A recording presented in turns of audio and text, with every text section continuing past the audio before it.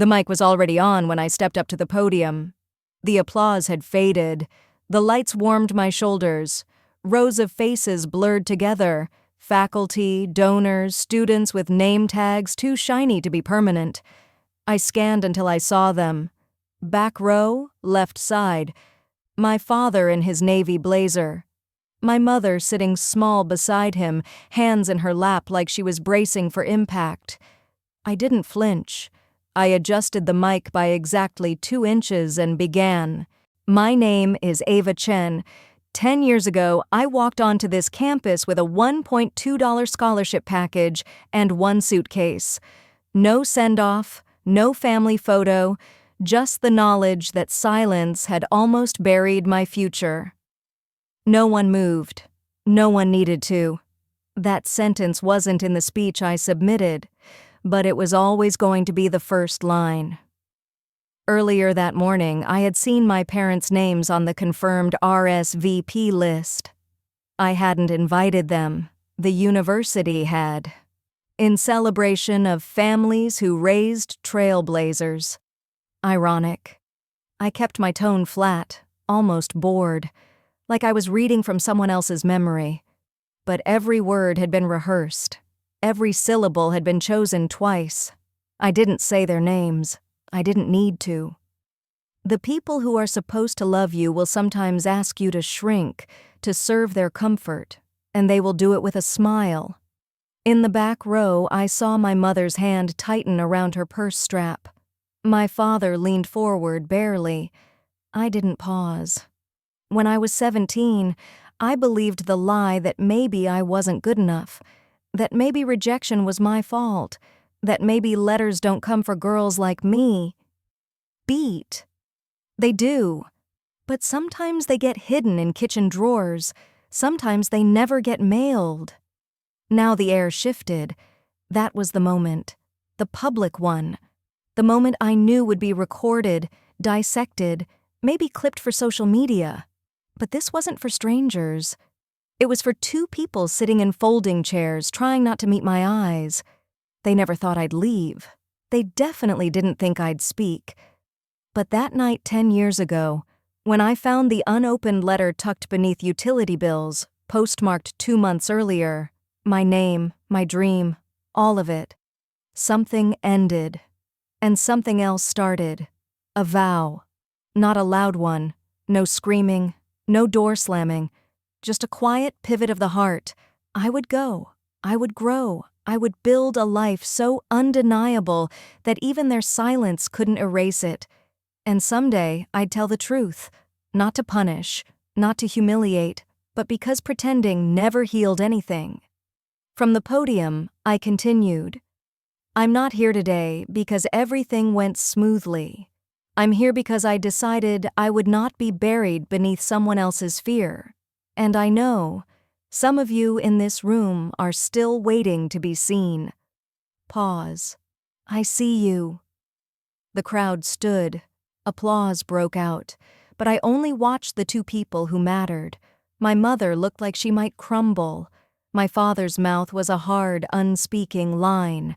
I held their gaze until it broke. Then I walked off stage and smiled. I was 17 the first time I stopped believing they had my best interests at heart. It didn't happen all at once. That kind of clarity arrives slowly, like watching a structure crack under weight you always assumed it could carry. The letter was supposed to arrive in early April. I remember the date because I had circled it in green on the kitchen calendar. Stanford, it said. Small, hopeful print. I checked the mailbox every day after school. Nothing. I watched other students open envelopes in the hallway. Screams, tears, hugs. Still nothing. My mother told me to be patient. My father told me not to get my hopes up. College doesn't make you special, he added once. Plenty of smart people stay home. At the time, I didn't see it for what it was. Now I do. They weren't bracing me for disappointment. They were preparing me for submission. Our family diner was struggling. My father ran the grill. My mother did the books. I waited tables after school and cleaned the grease traps on weekends. I thought that was normal. I thought duty looked like sweat and silence. 2 weeks after the acceptance window closed, I found it. I was looking for a replacement filter for the soda machine, opened the third drawer in the office cabinet, found old invoices, a torn-up checkbook, and an envelope. My name, my handwriting, the return address, Stanford Admissions. It was slid open, unread. Inside, a full scholarship package, tuition, room and board, stipend for books. There was a Post-it note stuck to the bottom corner, my mother's handwriting. Too risky. Don't tell her. I remember the floor felt suddenly too far beneath me, like gravity had tilted. I sat down on a stack of delivery boxes and read it again. Then I put it back exactly where I found it. I didn't confront them, didn't scream, didn't cry. I finished my shift. That night I scrubbed the griddle twice, refilled the salt shakers, wiped every table as if nothing had changed. But everything had. I began to see the patterns that had always been there, how my brother was allowed to skip shifts, how they bragged about his community college acceptance but told me not to get arrogant, how I was always the one called in when someone didn't show. How ambition was fine for others, but disrespectful from me. I remembered something my English teacher once said after reading my college essay. Don't let anyone dim your light just because they're more comfortable in the dark. I hadn't understood it then. Now I did. That night, I sat on my bedroom floor with my laptop and applied again. Different school, different essay, no backup plan. I didn't tell anyone, not friends, not teachers, not even the one person I trusted most, Mr. Halbrook, my chemistry teacher. It had to be mine alone. I began saving every tip. I worked double shifts, volunteered for early prep. I sold my flute, my childhood bike, a collection of books I loved. When the second letter came, I had it sent to the diner's P.O. box under my middle name. Acceptance, assistant move-in instructions. I read it in the bathroom stall on a lunch break. This time, they wouldn't get the chance to take it. I gave 2 weeks' notice, packed at night. On the last day, I told them I was going on a weekend trip with friends. I left at 5:40 a.m. No note. And I never went back. 3 months after I disappeared, they found me. Not in person. I had made sure of that. I'd changed my phone number, paid for everything in cash where I could, used my campus mailing address for everything else. But they found me online, through a tagged photo from orientation. My name wasn't in the caption, my face was. The email came 2 days later. No greeting. Just one line from my father. We need to talk. Now. I didn't answer. A week passed. Then came the voicemail from my mother, soft, shaky, rehearsed. We only did what was best for the family. You blindsided us. You should have been grateful. That word, grateful. Like I owed them for the sabotage. Like survival was an insult. I played it twice before deleting it. Then I blocked the number. They didn't want reconciliation. They wanted compliance. For the next year, I lived on the edge of exhaustion. I stacked research credits, took overnight shifts in the campus IT lab. I shared a 1-bedroom apartment with 2 other girls who never asked questions. My bed was a mattress on the floor beside the radiator. My meals were instant noodles, sliced bananas, and the occasional stolen granola bar from student services. I didn't party. I didn't date. I didn't complain. I watched other students call home for advice, money, comfort. I stayed silent. Until the week my father showed up. It was during finals. I came back to my apartment to find him waiting outside the building, wrinkled polo shirt, takeout coffee. That same impatient scowl he wore whenever I didn't move fast enough. I didn't speak. He did. You made your point, he said, like this was a childish game I'd taken too far. Your mother's worried sick. You should be ashamed. I stood still. Let him say it all. "You're not the only one with dreams, Ava," he added. "Your brother had to put his plans on hold because you ran off. We needed you." There it was. Not regret, not apology, just redistribution of blame. I let the silence stretch until it got uncomfortable. Then I said flatly, "You opened my mail. You threw away my chance. I took it back." He shifted, like he hadn't expected confrontation in full daylight. "You should have talked to us." "I watched you lie to my face for weeks," I said. "What conversation would have changed that?" He tried to argue. I walked away. That was the last time I saw him in person before the keynote. Back then, it didn't feel like revenge. It felt like resistance, like saving what was left of me before they could spend it on someone else. But it was also the moment I stopped needing their permission to live my life. They had made a decision, together, to bury that letter, to keep me tied to the grill, the tables, the tips, to define my value by how much I could carry for them. And when I stopped playing the role, they made me the villain. It didn't matter. I had a plan now. Not to hurt them, to outgrow them. I didn't want their approval. I wanted distance wide enough to breathe in. That was the pivot. The shift from pain to precision. From being the daughter they could shape to the stranger they couldn't control. The first year away, I spoke to no one from home, not out of spite, out of necessity. I knew if I cracked the door, even slightly, they'd wedge it open with guilt, with half apologies, with "we didn't know better." But they did. They just didn't think I'd walk. I kept my head down. I studied harder than I'd ever studied in my life. I took early morning classes and late-night cleaning shifts in the science building. I learned to sleep in 20-minute naps and eat on a $15 weekly budget. My roommates partied. I returned home with coffee burns on my hands and raw fingers from sorting chemicals for the research lab. No one asked why I never went home on holidays. I never offered a reason. Some nights, I'd walk past other students sitting on the lawn, FaceTiming their parents, laughing about professors, or begging for another $100 to cover laundry and takeout. I learned not to resent them. They hadn't been chosen as tools. My identity slowly detached from theirs. From daughter to student, then from student to research fellow, then to project coordinator. I didn't change my last name, but I stopped using it publicly. At networking events, I introduced myself as Ava Chen. It was cleaner that way. 3 years in, I was offered a grant to develop a low-cost lab toolkit for underfunded high schools. It wasn't glamorous, but it mattered.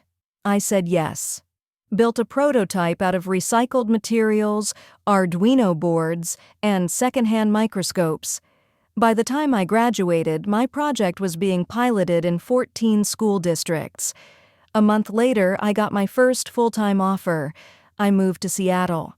No forwarding address. I built something from silence, a life with clean boundaries, a life where no one could take credit for my work or reroute my future behind closed doors. And for the first time, I let someone in. Her name was Natalie. She was quiet, smart, deliberate. She didn't ask me about my past. She just listened when I let it slip out, one story at a time, over dishes, over deadlines, over burnt toast and cramped furniture. She was the first person to say, "That wasn't love. That was leverage." It didn't hit all at once, but when it did, it stayed. She didn't try to fix it. She didn't say, "They meant well." She just believed me. In that space, I healed. Not quickly, not completely, but steadily. 5 years passed, then 6, then the email came. It was from the university, an invitation to give the opening keynote for the new STEM Scholars program. They'd named a lecture hall after the project I helped start. The line that got me was simple. "We think your story could change how our students see themselves." At first, I drafted a polite decline. Too busy, too far. But I never sent it.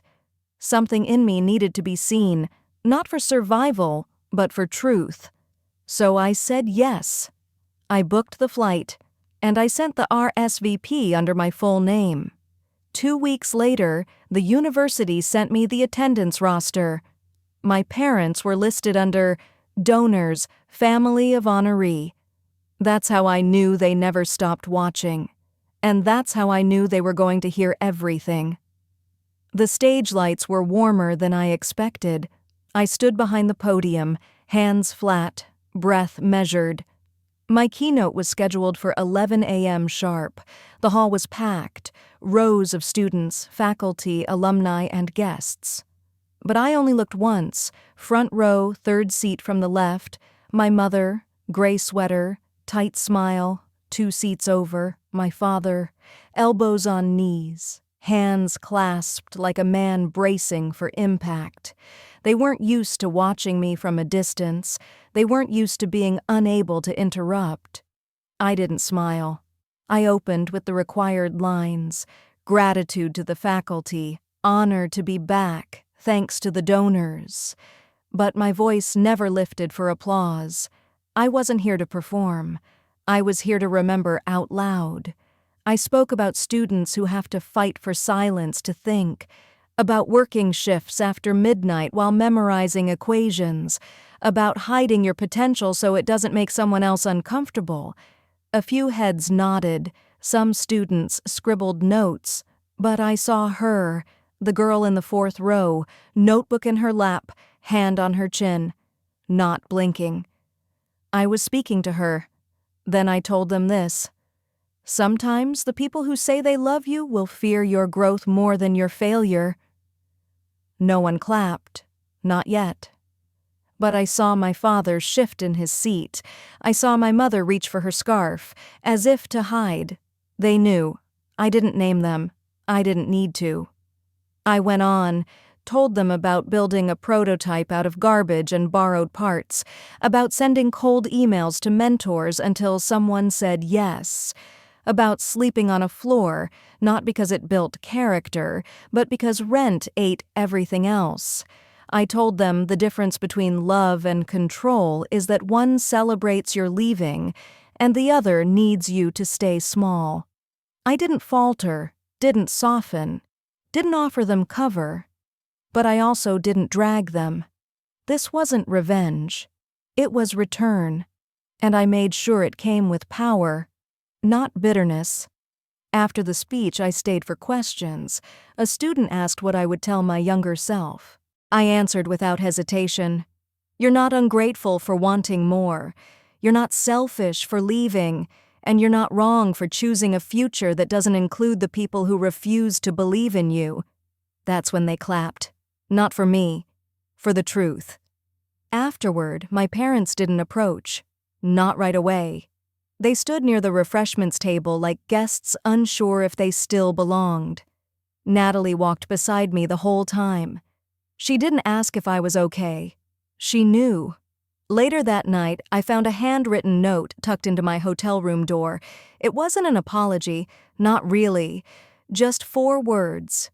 We didn't understand. Sorry.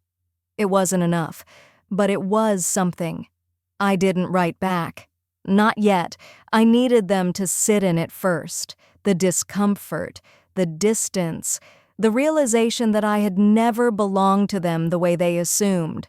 That was the start of something new, not reconciliation, not erasure, but recognition.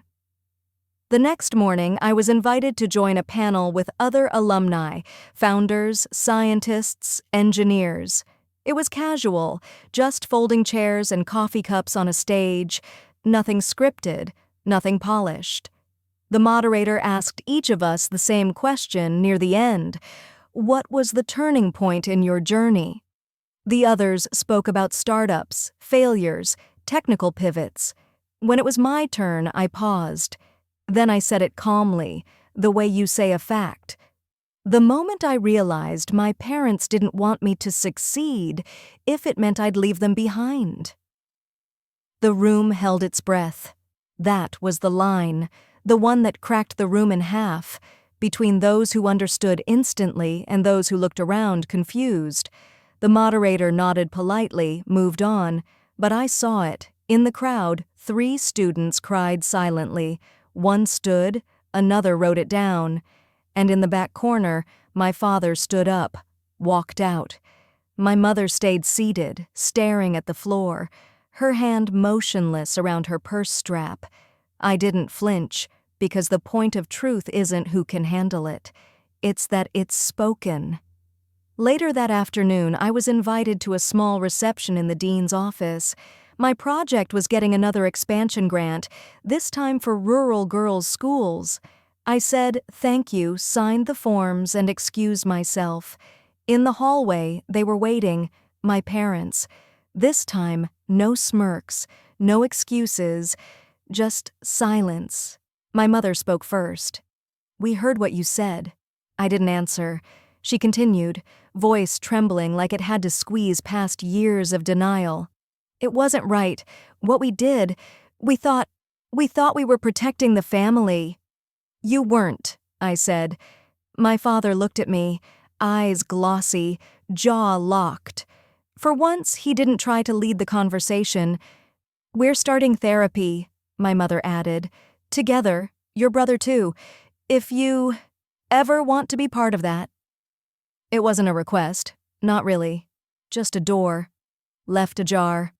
I nodded once, nothing more, because I didn't owe them more than that, not yet. I walked past them, not out of cruelty, but because forgiveness requires a boundary, and I wasn't going to trade truth for comfort again. That night I gave the final workshop to the incoming class, students who still believed in the myth that family always means support. I told them a different story, one about betrayal, about silence, about building anyway. But I ended with something new. Some people will only see your growth as a threat. Love them if you can, but don't let them anchor you. That line stayed in the room long after I left, because it wasn't a warning. It was permission. 3 months after the keynote, I got a letter. Not an email, not a text. Handwritten. From my father. It didn't start with "Dear Ava." It started with, "I don't expect you to forgive me." He didn't tell a story. He didn't justify. He just listed each choice, each lie, each thing he took that wasn't his to take.